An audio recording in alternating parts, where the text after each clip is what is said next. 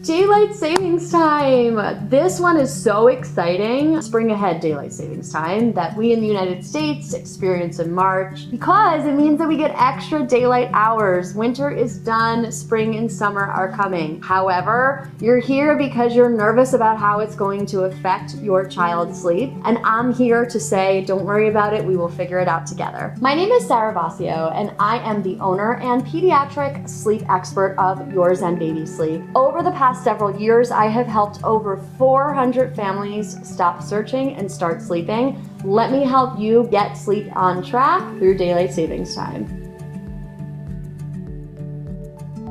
We're talking specifically today about the daylight savings time that happens around March, where we spring ahead. So this means that on that Sunday, when you wake up in the morning, your clock is going to say 7 o'clock in the morning, but your body actually will say it is 6 a.m. In pre-kid life, before you became a parent, this meant that you actually lost an hour of sleep. However, we get to reframe this in our minds as parents now, and we can say that you've technically gained an hour because your 6 a.m. riser is now waking up at 7 a.m. and isn't that beautiful? If you are a parent who likes to prepare for things ahead of time because your child might be a little sensitive to schedule changes, what I'd like you to do about 4 or 5 days before the time change is to start shifting their nap backwards by about 15 minutes. So if the nap is normally starting at 9 o'clock, let's say, I want you on Wednesday to start the nap at 8:45, Thursday at 8:30, Friday at 8:15, Saturday at 8 a.m. Because then by Sunday, that 8 a.m. actually is going to be 9 a.m. on the clock. And this is a really slow and gradual way to adjust nap schedules. You'll do the same thing for the bedtime schedules over the course of about 4 or 5 days, 15 minutes earlier. The second option, and really the one that I prefer to use myself as a parent and that I recommend the most to my families, is to just go cold turkey. So on Sunday morning when you wake up, jump for joy and enjoy a 7 a.m. wake up because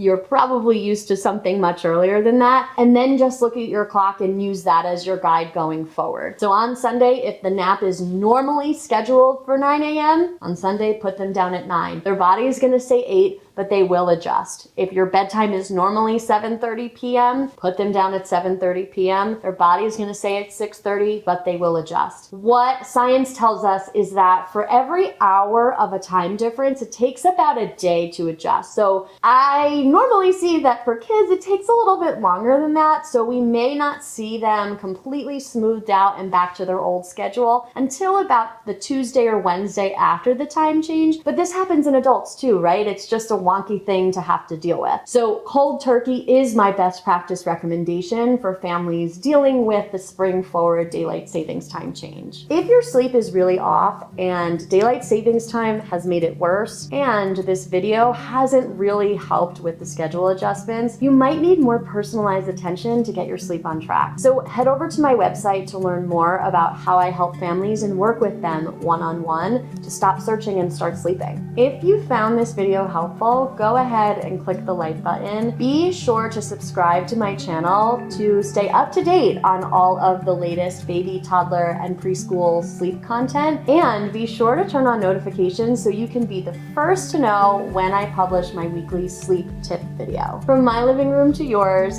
thank you so much for watching, and I'll see you next time.